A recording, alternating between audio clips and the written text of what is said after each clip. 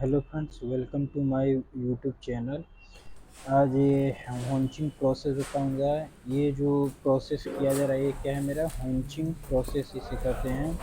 इसमें ये जो पीवीसी लाइन बिछाई गई है, ये इस हॉन्चिंग प्रोसेस इसको हम लोग सेट करते हैं, जिससे पीवीसी लाइन मेरा डिस्टर्ब ना हो, इधर उधर ना हो। इसको ये जो ब्लॉक साइड में लगाया गया है, इसको हम इस पूरे संकन को पूरे ब्लॉक से फिल कर देंगे। ब्लॉक से फिल करने के बाद इसके ऊपर हम लोग पीसीसी कर देंगे। देखिए पूरा अभी ब्लॉक भरा जाएगा इस पूरे क्या कहते हैं संकन में।